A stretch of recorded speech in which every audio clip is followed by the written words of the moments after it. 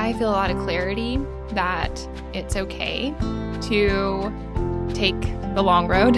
I trust you, Lindsay, and I trust your financial advice, and I think it feels good to have somebody who I trust affirm that that is a reasonable and logical pathway to follow, and that it's purposeful and not all the negative things that come up.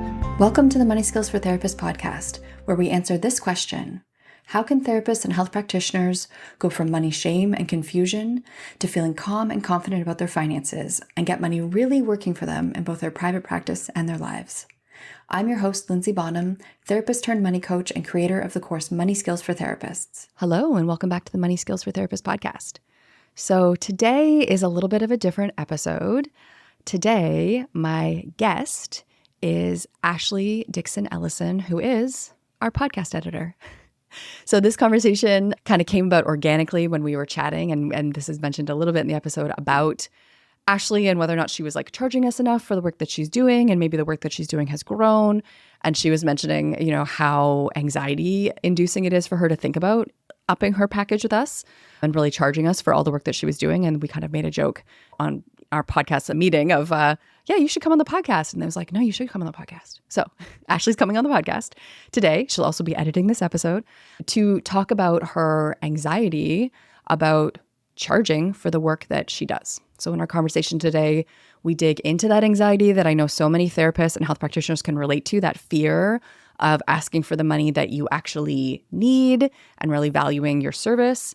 But in our conversation with Ashley, we also got into really connecting with what she's offering that's different and really being able to start to recognize and articulate what is different about what she's doing and being able to trust the bigger picture and see herself as being in an investment period. So we talk about investment periods, what that means, how to distinguish between when you're in an investment period and when your business is just not working, and being able to step into really owning your expertise and trusting that you're building something bigger and better. Some of that patience. So many pieces that apply to all of us in business. Here is my conversation with Ashley Dickson-Ellison.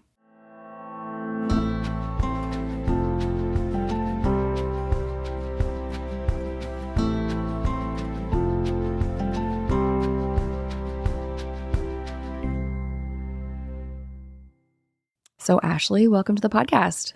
Thank you. Thanks for having me. Thank you for being here. This is a little bit of a funny, you're showing up in the process earlier than usual because you are not a therapist. You are our podcast editor. Yeah, so I work with you all in that capacity, but I have found, as I am a listener to the podcast, that I, as a small business owner, definitely have a lot of similarities to people in private practice. Absolutely. And I think there's a lot of overlap too in terms of just your identity and probably your level of education. You've got a lot in common with our listeners, and also you're a creative type. And something I was thinking about too as I was thinking about this episode, because we decided to record this episode kind of organically, chatting through our own kind of contract negotiation that we're doing between us right now.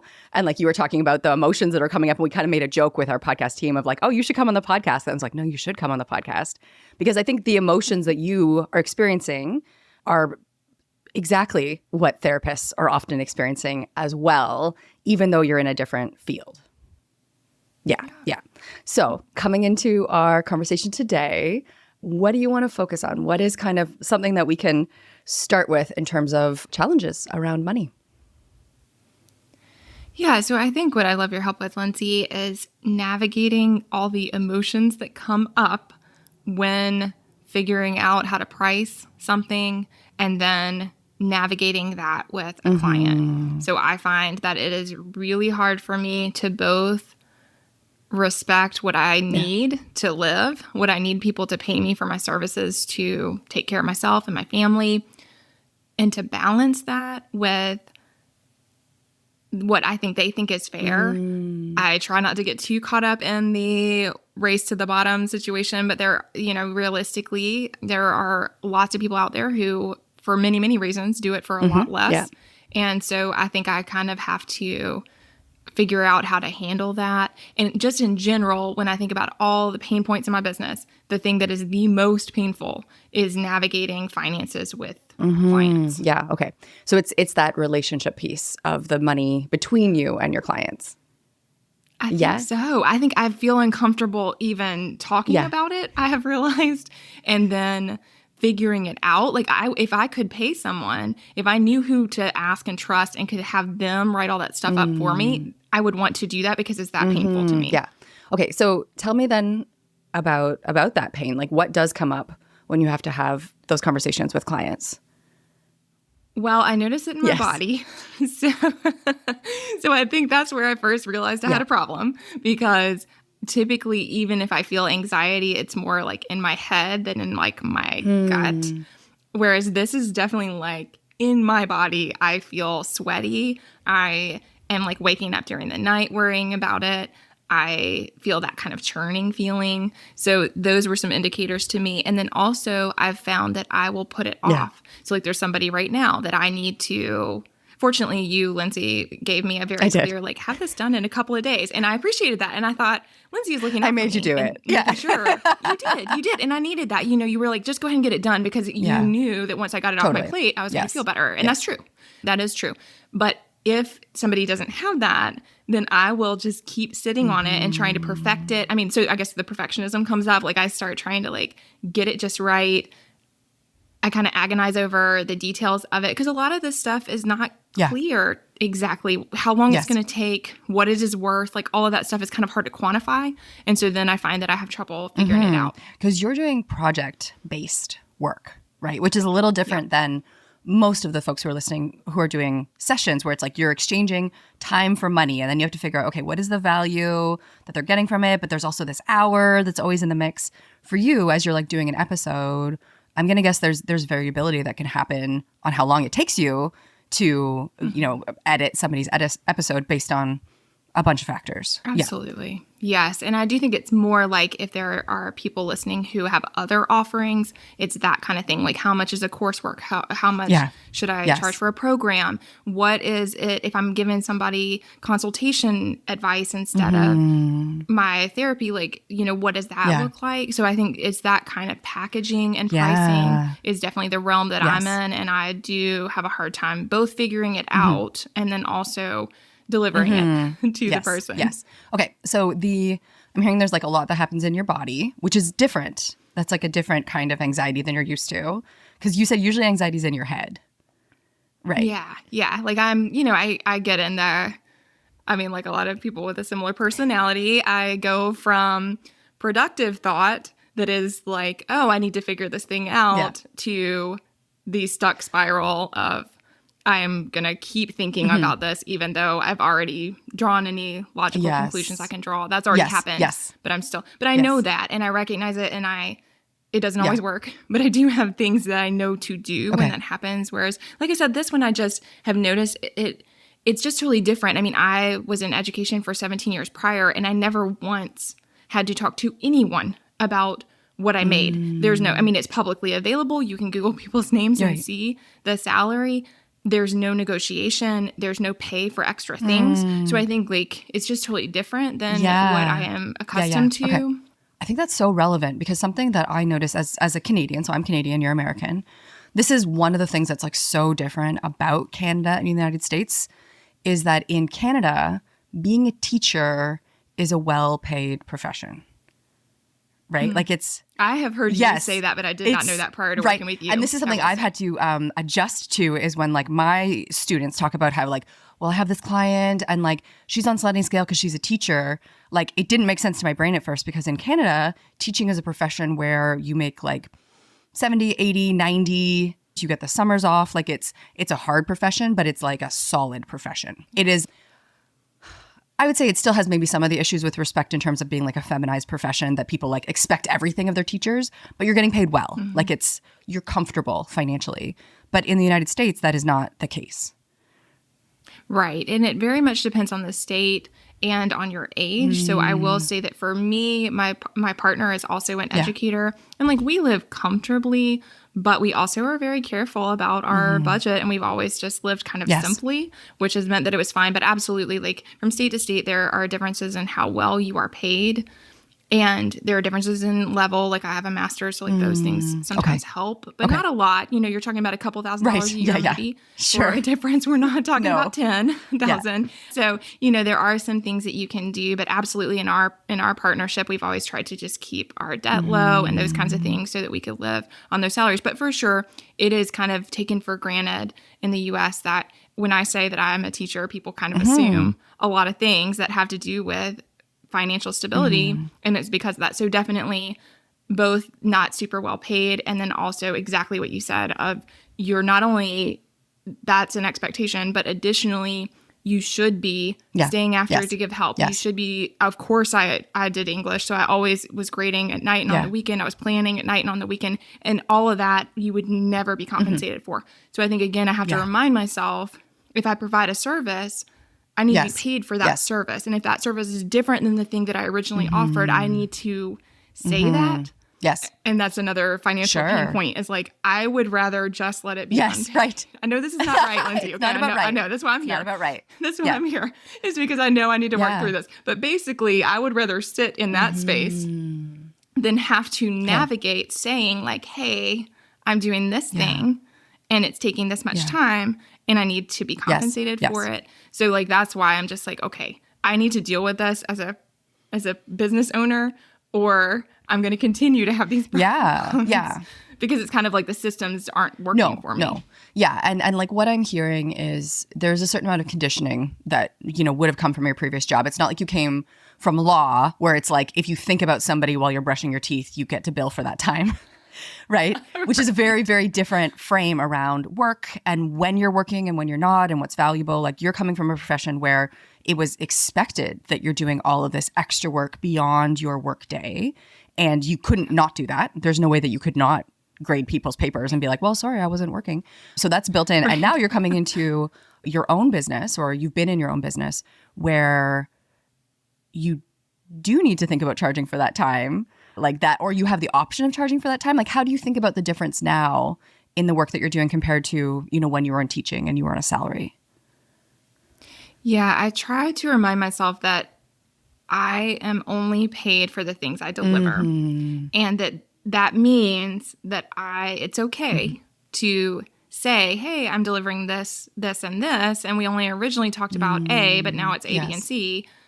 So like in my mind, I think I'm getting better at that. And then the other thing, and I mentioned this to you off mic, the other thing that I've noticed is financially, I definitely need to be making more, but then I feel like I don't have any more time on my schedule. And so then I thought, okay, something is not right here, because if I'm working full time in a profession that, again, in theory, I should be able to do quite well in, and yet I'm not where I need to be financially, then something has to change. And some of that may need to be like, I may need to bring on some support that may help me be more efficient with my time. So like there are some things that aren't just package pricing that would help, I think, but also as I'm bringing on any new clients, I just want to be very strategic, because I think based on what I'm seeing financially, I think that I probably am not pricing things the way I need to be pricing them. Okay. Yeah. So let's go back to that anxiety that does come up when, you know, because I'm hearing like you can see, you know, you should be able to get paid well for the work that you do. And I will say, as your client, I have said to people before, you know, because I know that there's podcast editors who do like $45 an episode, right? I'm aware that that's out there.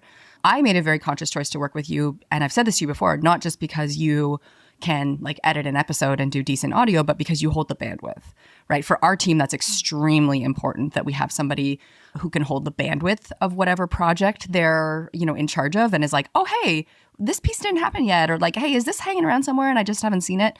Like where you're actually managing the podcast, right? Because that's extremely valuable for a small business owner like me, where it's like, I have a lot of things that I'm managing, and there's like my zones of genius where I can show up and like really shine. And that makes business, like that makes money that literally pays everybody else in our business, right? So I need to be putting my energy there. So you actually like running the podcast is much more valuable than kind of just somebody just editing, right? So there's a lot of value that you're bringing there in terms of how you do things. And so I will let you know that is like, I have recognized, like, I'm like, I pay Ashley more, and I'm very happy that I do, because she's doing so much more than somebody who's just like, oh, okay, I cleaned up, like I took out the ums and ahs and I fixed the levels and here it is, and you do the rest, right? So there's that value you're definitely delivering in terms of the work that you're doing. So the anxiety. Let's dig into that anxiety. It's in your body. What do you notice happens? Like you were saying, there's the waking up in the middle of the night, the kind of like churning. Can you put more words to it? Yes, I find that I avoid. I mean, so it's like the avoidance initially, I will try not to have to deal with this. In fact, that is a reason I am like reluctant right now to onboard more people, because I am just not looking forward to all the parts of that. And as far as the anxiety itself, I can tell myself I'm making the right decisions or that this is a necessary part. But I guess that there's a fear of it not working out. There's a fear that they're going to say no. I mean, I've had to kind of decide that I'm not ever going to fill out the forms and stuff like that if it's somebody who's asking up front before even meeting us what the costs are. Because I think if they see that on a spreadsheet, again, there's the people who will do it for $45. And that's not like... No. I can do that, but that is not the thing that is my special skill. I mean, I think what my special skill is working in a deep way with a team, and that I care about all that. And that is not going to change. Like if I'm standing with somebody, I am going to make sure that it's polished. I'm going to make sure that it's running on time. I'm going to make sure that the things that need to happen, and I'm going to help them brainstorm to figure out what to do when something goes awry, all that stuff. And so that's where I've realized that those are the parts that are hard to articulate when you are figuring out the pricing. But that, I think, is what is valuable. Like, that's what I've noticed in testimonials I get from people. Like, that's definitely the thing that seems to be different. And so I know that, but I've still got to keep working through the discomfort, I think, that comes with talking about the money, talking about what, that I'm offering a service. What I'm hearing is you see the value of what you do. You recognize that what you do is not what everybody does. And I think about you more as like a manager. Like what title do you use for yourself? How do you think about your job? Yeah, that's a great question. And it is something I've had a hard time pinning down. I went to a conference recently, so I finally had to, this is another thing I procrastinated on, but I finally put podcast management. Yes. And what I often say is I put like audio and video editing also, if there's a space to put extra things, but I have started seeing podcast management for exactly the reason. And sometimes I say in post-production because people know what that means. That means the like post-production part. And sometimes people are kind of looking for that. They know they need somebody to do that part after they're finished recording. So I do find that it's an area where people still are being educated about what the offerings are and what they mean. And so I try to use words that might make sense to people, but I have gotten away from just editor and have started saying management for exactly the reasons that you outlined. I'm really glad to hear you say that, because I think that too is you owning the level of skill that you're bringing to it, right? Like it's one thing to be able to edit audio, and that's a specialized technical skill set, but that like people managing, relationship building, as you said, like being part of a team, which you very much are part of our team, like that is a skill set that also I feel like doesn't always overlap with the editing skills, right? Like it's kind of like, it's a little bit like my situation where it's like you have two distinct set of skills that often don't coincide, and that itself is really valuable, that you offer these two very different things in one package. Thank you. And I do think that's true. I have to look at it as a strength, but it is also sometimes, I mean, it's the emotional part of it can be really challenging for me. And that's another thing I've had to realize is like if I'm working with a team and the team does not, like they see me as kind of like, I mean, it's crude maybe to say, but kind of like a robot, like that I do the thing that they're sending and that's kind of it.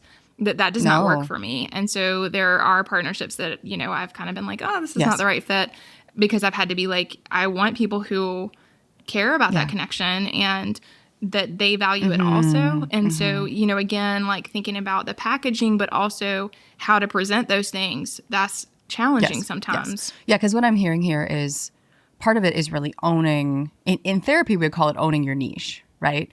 Like that you are offering something that's very different and specific, and also you're a very specific kind of person, right? So like I know when I was talking with my friend Megan Meganson, who's also chatting with you about podcast stuff, I'm like, she's educated, she's articulate, she's kind, she's responsible. Like those kinds of things are really, really valuable. But part of it, I think from a marketing perspective, is you owning those things to be able to like be like, hey, I'm educated, I'm articulate, I'm kind, I'm responsible, and like owning that, because that's actually a big part of what you're offering, right? Like you're not just doing audio editing or like giving us a spreadsheet. It's like you are really emotionally intelligent and also technically gifted and really rooted in the podcast world. Well, thank you. That's nice to hear. But no, I think I really appreciate you saying that. And I think maybe that is something I really need to work on, is thinking about how to market that to people I don't already work with, because that's exactly it. Is once I have those relationships, I feel good about them. I think that my partners feel good about them. It's a good fit for everybody. And that part feels really good to me and is satisfying. But then, how do I help people see that? Because again, otherwise I'm going to have to price in a way that is competing with people who aren't offering any of those services. And then I can't sustain it because, again, I can only have a few partners. I mean, realistically, I think you and I talked about that off mic. Realistically, I can only have a few partners because that's the only way to do what I want to do and do it well. Because it's a quality over quantity situation. Like you can't have 10 podcasts you're working on. No, and there are people who do like 20 a week. I mean, it's like the sessions and people talking about how many sessions can you handle a week and how do you make your numbers work, but also make your life work. And I haven't figured that out yet, but I know that my number is very small in comparison to a lot of other people. Yeah. And there very much is that parallel to therapy. Like we talk about, like there's going to be your specific thing that you're doing, right? And like some things, like doing CBT takes less emotional energy than doing like complex trauma, right? Like you're using kind of your brain a different way. You're having to respond differently. But also then it's just like you as a person, right? Like your energy, how much energy do you have as a person? What else in your life is happening? Like what other demands are coming up that you might have to make space for, or that are just priorities to you? Like for me this week, I mentioned to you off mic, I prioritized this week, like taking a friend to the emergency room on Monday night. I left the emergency room for a bit, went to a stand-up comedy show, went back to be with her until she was finally admitted, because that's important to me, right? And like I could not have that be important to me, and then it wouldn't be on my schedule, but like that's actually a really important part of how I live my life. So I have to think about a business that's going to let me do that, and not everything's going to fall apart if I step out to help a friend who needs support, right? And so that's the other factor for you to think about too, is like, you've got your daughters, and like you move a lot as a family because of your partner's work, right? So like really owning those pieces of your life too, to think about how many clients could you actually work with in the way that you like to work, in the life that you like to have. And I'm curious with that, Ashley, like, is there a number that rises to the surface for you if you really think about that? I mean, I used to think 5 was doable, and these days that feels like too much. So I do think it has to do with frequency of release. Yeah. If I'm working with everybody, if everybody's doing podcasts, and I have supported people a little bit in other things, so that makes a difference. Like if I did an audiobook or if I'm helping somebody edit all their courses. And so that pacing is different. And I still like that relationship, but I do also like that it does not have the imminent 5 a.m. deadlines that I experience for my podcast partners. So it does make a difference as far as how frequently they release. But I would say 5 or less, and realistically, maybe more like 3. 3 is the number that was coming up for me. I don't know why. Thank you. I'm glad it's in the air. Affirming it's for in me the to air. Hear you say that. Yeah. So 3. Okay. So if you think about 3, then do you know what price point you need to be, working at with those 3 partners, or what the total needs to be per month for you to contribute what you need to contribute to your household? It's been hard for me to say. I think my first goal was, and I started this in the spring of 2021. So I worked the academic year of 2021, and then I left that job in the summer, and I was still paid through the summer for my teaching position. So I got a little cushion there, but that's kind of when I started, was spring, summer 2021. And my initial goal was just to replace my salary, which was about like $55,000. And I did that. Over time, I did replace that. But there were all the balls up in the air all the time. And I was like, oh my goodness, I kind of set this financial goal as a way to decide how many people to take on. And then I met my goal, but at a very high cost. And so then I thought, okay, I need to look at this in another way, and it can't just be about meeting the financial goal. And then ultimately what I have realized is that I'm not sure that I'm satisfied with that amount either. And I think that's been hard. I've listened to you talk with people about this, but I think we just have to be honest with ourselves about what we really need financially. And it makes me uncomfortable to realize that I think our family needs more than we thought we did. And that's because, I have a 7 and a 9-year-old. They're getting older. But I mean, I'm just like, I feel, people probably relate to this, I feel like we're like burning our money in the street. I mean, sometimes I'm sort of like, where is it all going?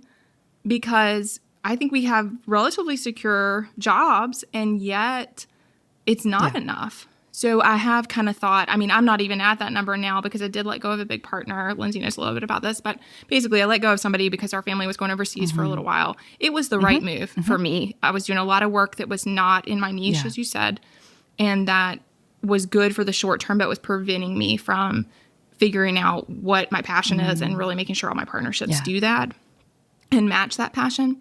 And so I let go of that. Well, because of that, I have a deficit.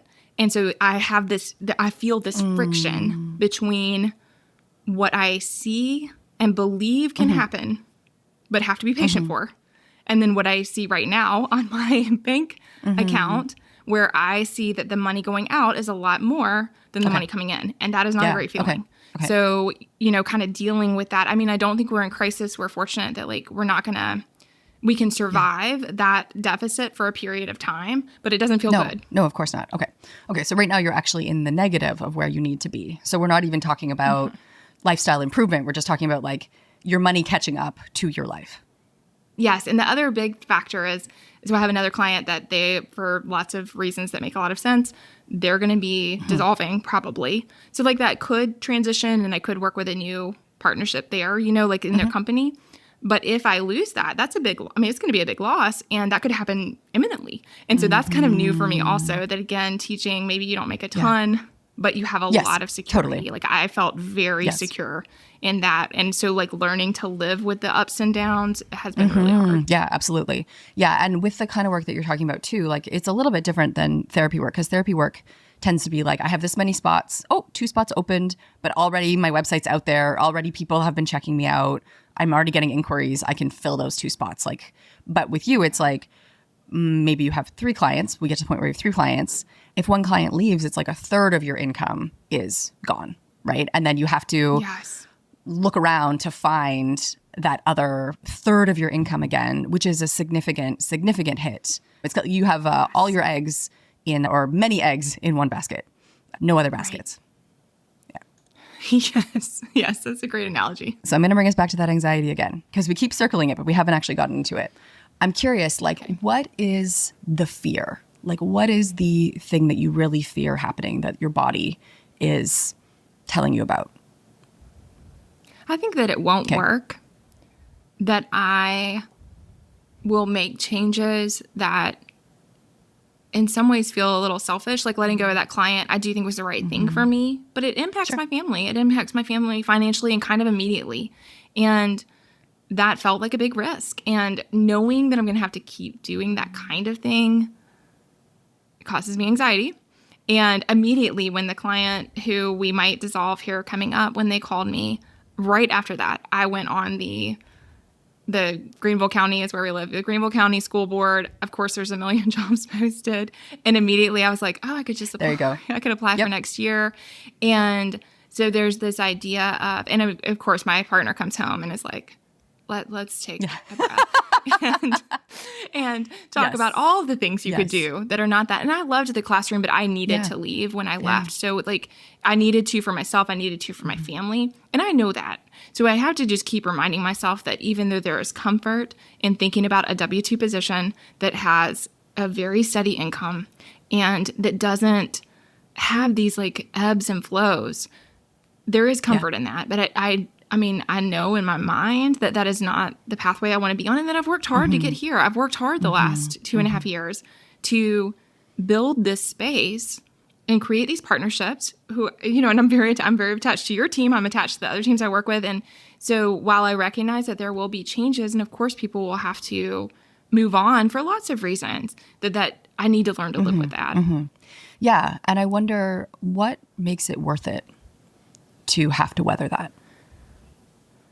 I think I have found that I am skilled at helping people see why a podcast is really valuable and how it can really spread their mission, build their community, reach people who they would not reach otherwise. And so I really love that. I mean, I have my own that we have stayed with despite all the ups and downs since 2018. And it's been hard. But I think that there have been times where we thought it would fall apart, and I realized I wasn't ready to let it go. And so then I had to be like, what is it that I love about this so much that I am not willing to let it go? And so I think I feel passionate about the creation. I love to create also. And so I think I love that creating. And then, I work from home, and I love the flexibility I have with that. And that was a big help for our family. So before, when I was working, I'm in the building all day, my partner's at a university all day, and the kids need anything. It always felt like complete chaos every time somebody's schedule didn't run exactly the way it was supposed to.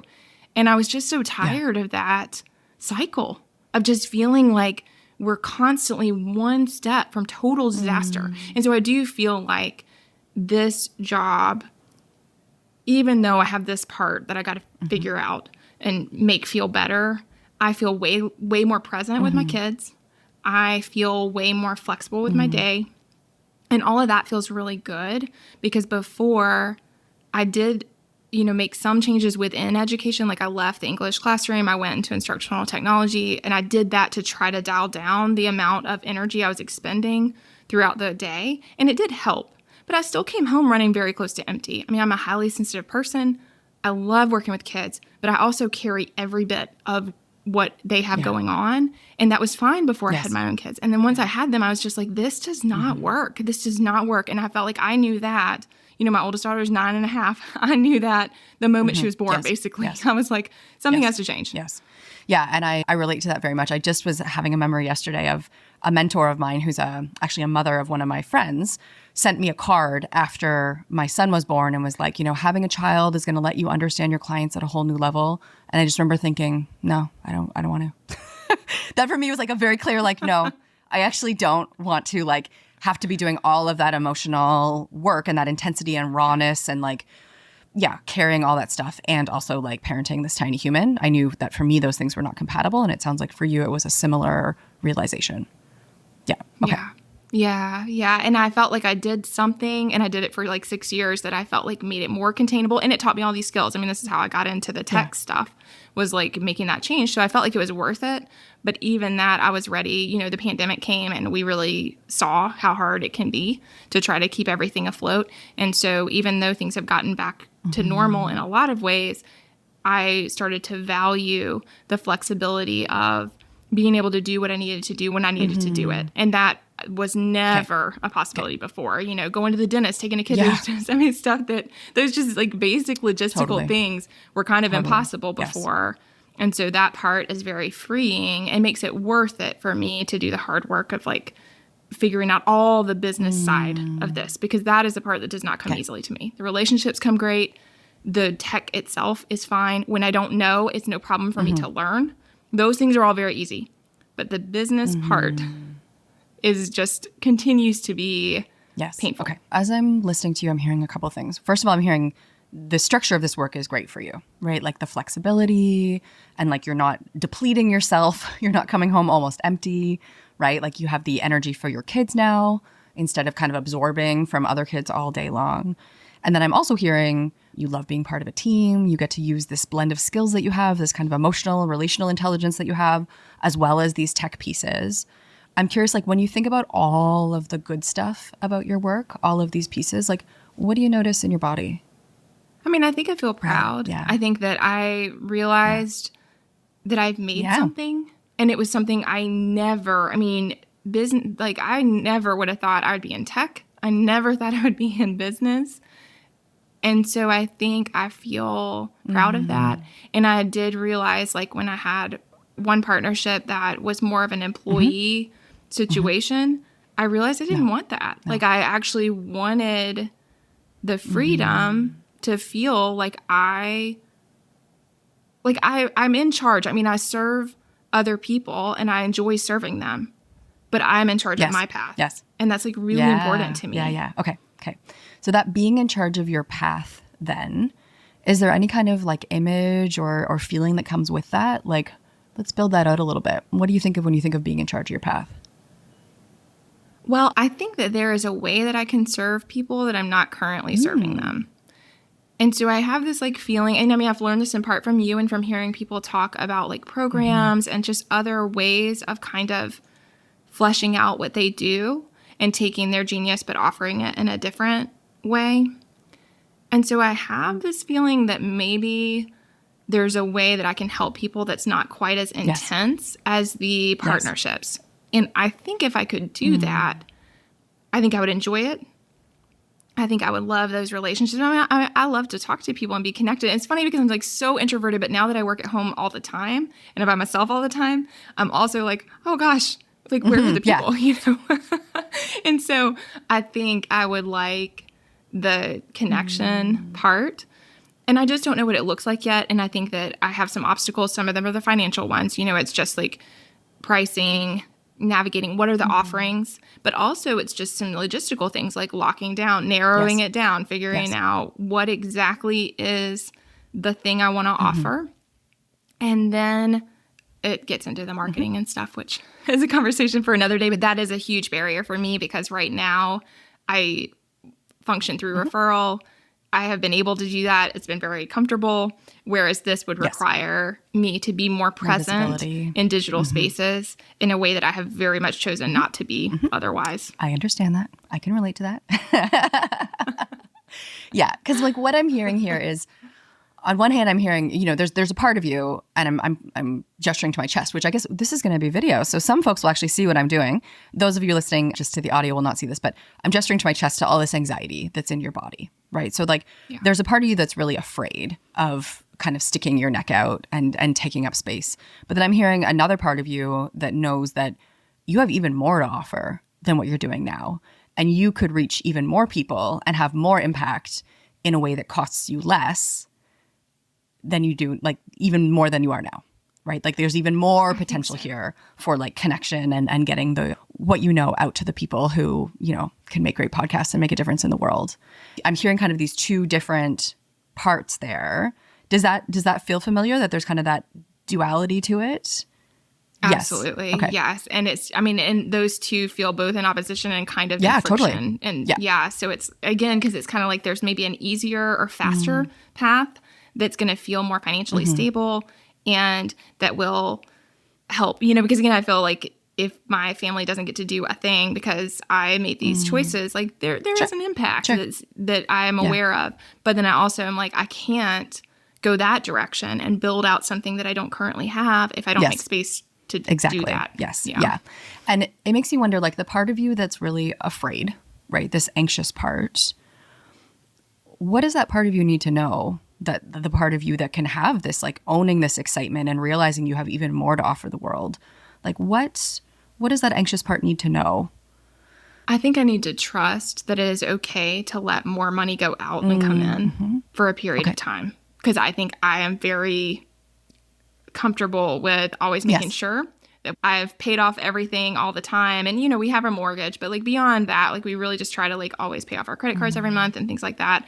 And so I think I need to say it's okay to dip into some savings maybe to help cover this for a little bit. It's okay to not, I think I'm always calculating, like, have I met my goal? And again, like initially it was just, I just wanted to cover my salary because I felt like then, I guess I felt like that proved that it was okay to do this other thing because it was worth as much. And again, I mean, I know that's kind of silly, but I think I'm stuck on that of like, I'm always like, oh, but I'm down this much from what I thought I needed to be making. And so I think maybe just giving permission for that is necessary to be able to try to go this other route. And then I feel like I need help to get some of those steps. And figuring out that help is a big barrier. I mean, I think, you know, just I'm sure that a lot of people relate to this. It's like I'm used to running my own show.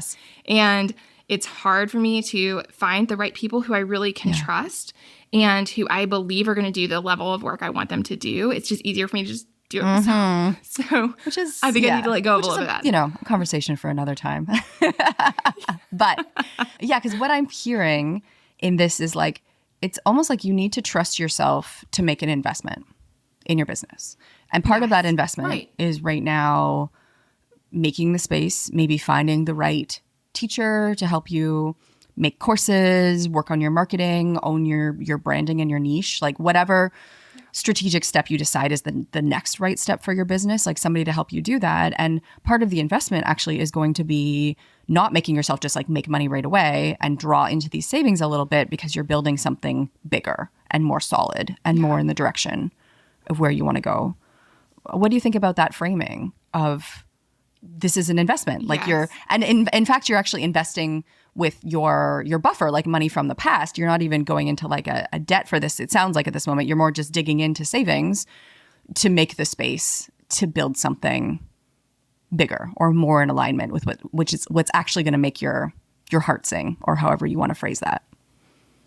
Yes, I love that. I love that. I think that looking at it as an investment makes it feel like a strategic move instead of like a big risk. Yes.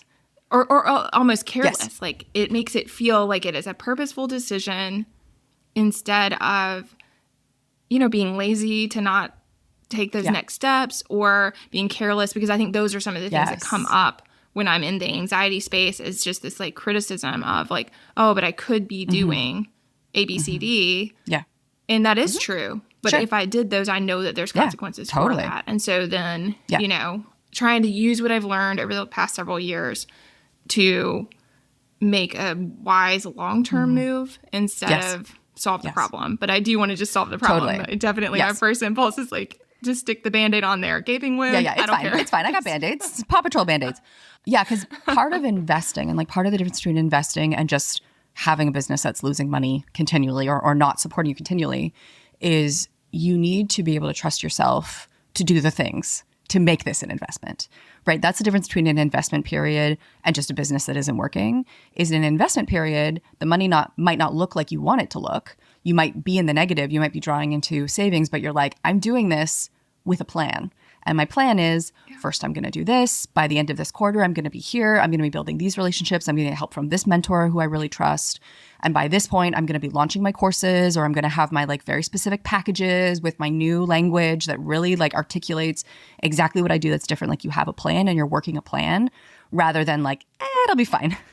Right? Or like, I'm just not going to look at that. Right? And like, that's the big difference. And like, sometimes, I talk about this when people ask me about like taking on business debt too. Like, do you take on like a business line of credit? And it's like, debt can be strategic if you're being strategic, right? And that's what I'm hearing here is this is actually an opportunity. It sounds like a window or an opening for you to be strategic. And part of what I'm hearing, like going back to this original piece we talked about, giving some pricing to a current or a new potential, partner, and like waiting to hear back from them, and that like churning is part of it is trusting that you're building something that is better. And if somebody doesn't value what you're offering and isn't willing to pay you what you actually need to live, then they're not a fit for your relationship. Like it's not the right relationship for your business. And there will be somebody else who is, right? But that's really like trusting in your vision and trusting yourself to work your vision until you make it happen. How does that land with you? Yeah, that makes so much sense. And I think just reframing it, what I really am walking away hearing is thinking of it as an investment period makes it feel a lot better. Because I think otherwise it's hard to justify making less when you know you could be making more. Right now. Yes. Right now. I mean, I could pick up stuff today that I'm getting paid way too little for, that I could, rush through and send to people, and I know that. And so there's both comfort in that, because that's nice that there is something to do. I mean, that's so new to me also, like just that I can control what I make to a certain extent. I've never had that experience before. Something else this is something that I teach in like the group practice level, where you do have like this bigger business and there's like up months and down months, is like zooming out on your business, right? Like your business is not a paycheck. It's not about 1 month at a time. It's not about like, this month I'm this much in deficit. Like you really actually want to be looking at your business from like a 12-month perspective. And it could be that when you look at the 12 months coming to the end of this year, you're like, yeah, we started slow in Q1 when I was kind of like letting go of some partners, looking for new ones, hadn't found the right people yet, hadn't really figured out how to articulate what I was doing. But like, look at what happened in Q3. And then we ended the year like in this place, or there was like this much extra, or now I'm able to pay myself this much, right? Like having that zoomed out perspective, because anxiety tends to zoom us way in, right? Like we're thinking about like right now, because anxiety is about survival. It's about fear and survival. It's like there's a tiger. What do I do right now, right? But that's actually not financially strategic. And also what I'm hearing is like you could fix this, I'm putting that in quotations, right now if you want by picking up low-paying work that you don't feel good about or going back to the school board, which you know has all these other costs. But long-term, that's actually not going to get you where you want to be. Yes, absolutely. Yeah. So Ashley, coming into the end of our conversation today, what are you taking away? I feel a lot of clarity that it's okay to take the long road. And I think I just I trust you, Linzy, and I trust your financial advice. And I think it feels good to have somebody who I trust affirm that that is a reasonable and logical pathway to follow, and that it's purposeful and not something negative, like all the negative things that come up. And I love your ideas also about how to share what I offer and how it's different. And I think that I really could do a lot with that, because I don't feel like anything, when I think about things I've sent to people before, I don't feel like I have done that. So, trying to think about, and again, that gives me a little bit of, I still don't want to do the marketing part, but it does help me think about like how that could be valuable just for people getting to know me, that like that would be a space where I can showcase that a little bit more than like on a flat document that just kind of itemizes Absolutely. assets. Yeah, I think you need a lot more feelings words in your marketing and a lot more adjectives about how you work, right? Because I will say, like, I've referred you now a couple folks. Like, I think the course that you're editing is like from one of our guests who, like, we made a joke in the podcast, like, oh yeah, my editor could do your course. And then afterwards you were like, were they serious? And I was like, I think they were serious. And now you're doing that work, right? So it's like, I think you're getting into a space where there's going to be lots of folks, like folks that I know and probably through other partners too, who would really value what you do, and you being able to articulate, this is what I do, this is how it's different, this is what really distinguishes me from the space where it's like a lot of bros with plaid shirts doing audio editing, like I'm not that and I'm all these other things, is really valuable. And it's helping folks understand why that's so much more valuable than just having somebody edit episodes and send them back to you and be like, good luck. That's right. Maybe I need to think more about the contrast. Yes, also. the contrast, because that's what sets you apart, right? And it's that whole thing of like, marketing is also repelling the people who aren't for you. So if there's somebody who's like, I don't really want somebody to be part of my team, and I don't really want somebody who's going to like be like showing up and asking questions, and like, I just want somebody that I can send stuff to and I'm not really going to have a relationship, then you're not for them. Right. And that's great that you know that. Yeah. Yes. So Ashley, do you want to tell people about your podcast? Sure. So my own podcast is about books, and I work with a teacher as my co-host, and it's called Unabridged. And we do a book club every month, and we just talk all things bookish. So if you love books, then that's great. And then I love working with emotionally intelligent clients in the podcast space. And my name, AshleyDickson-Ellison.com, is my website where you can learn more, though I will be updating my marketing to have more feeling words. But yes, I know folks who are listening do have podcasts. So if you are looking for podcast support, I am going to plug Ashley right here on this podcast that then she's going to edit. This is all very circular. Having somebody who has the expertise to walk you through the podcast world is so, so, so, so valuable. And we appreciate you. We appreciate you, Ashley. So thank you for being our podcast manager. And thank you for coming on the podcast today.